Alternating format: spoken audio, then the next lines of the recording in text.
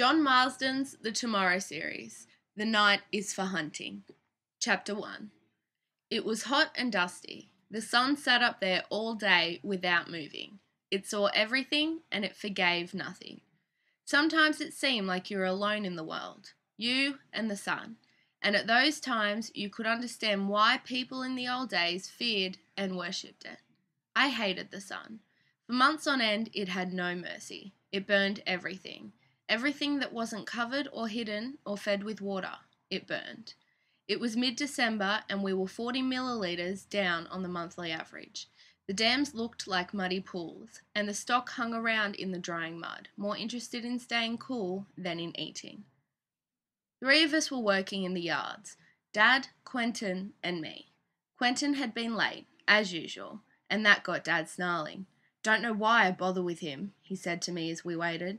"If that new woman's any good, she'll have half of his business in 3 months. The heifers milled around noisily. They didn't know what was going on, but they didn't like it. We'd penned 150 in the yard and run about 30 of them into the holding pen, ready to put them through the race, but of course to do that, we separated lots of mothers from calves. So they bellowed and moaned as they shifted backwards and forwards. Most of the time you were so used to it you didn't even notice, but sometimes it got on your nerves, and you felt like bopping the poor little things on the forehead with the back of an axe. Not really, they couldn't help it. They were just being good mothers and loyal kids. We saw Quentin's little cloud of dust as he came across Cooper's, one of our flatter paddocks. Cooper's is about 25 hectares. It's named after a soldier settler who took up a block near our place after the First World War and lasted 17 years, longer than most. When the bank got his place, Mr. Cooper came and worked for my grandfather. He died of liver failure. His block ended up as part of our place eventually. Dad bought it before I was born, and it's now our eastern boundary, only we turned his 7 paddocks into 3, that we called Burnt Hut, Nellie's, and Cooper's. Quentin arrived, as usual, without bothering to apologise. He wanted to lean against the crush and yarn before he started work, but Dad wasn't having any of that. Quentin charges by the hour, so it was on with the overalls and straight into it. Quentin's arm, wearing its long glove, disappeared inside the first heifer, and a moment later he was nodding and coming back to the pen so we could put the next one into the crush. My job was pretty easy. The 3 of us helped fill the smallest yard, then all I had to do was swing down the big steel bar when the heifer was in the crush, and open the gate when she was allowed into the next yard. Occasionally a calf got in there too, which didn't matter if it was in front, but it did if it was behind, because then Quentin couldn't get at the heifer. That was about the only real problem. There was plenty of time to think. I spent most of it watching Quentin. It always seemed so unhygienic, wearing the same glove all morning. Wouldn't you think he'd pass on infections from one cow to the next? I asked him once, and he said it almost never happened. And how come the heifers didn't mind his arm going right up them?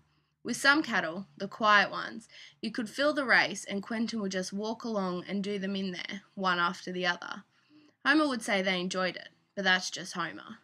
I touched the end of the steel pipe that formed the nearest crossbar to me. It was a bit rough, and there was a bolt sticking out near my head. Dad was always saying we needed to take the rough edges off the stockyards. They bruised the cattle, and you couldn't afford that. Marbled flesh was all the go, because of the Japanese market. Everything had to be perfect. It put a strain on farmers. The ones who knocked their animals around didn't survive anymore. Even Mr. George had given up using a cricket stump to move them through the stockyards. What we really needed was a circular yard, because you get a better stock flow then. Homer's place had a circular yard. My time of thinking music was interrupted. "This one's empty," Quentin said. Empty. Such an ugly word. You could tell that most farmers, and most vets, were men. A woman would never have come up with a word like that. I let the first 2 beasts out and slammed the gate shut on the nose of the empty cow. Quentin grabbed his clippers, closed her in from the rear, banged her tail, and put the tag on. I climbed over the rails and swung the bar up on the other side, so she could come out into her own little yard, with her new short tail. "Welcome to Failure City," I said to her. "You're not pregnant. You've failed as a woman." "Ellie, are you going to get her out, or are you going to have a bloody conversation with her?" Dad shouted. I went red. I hoped he hadn't heard me.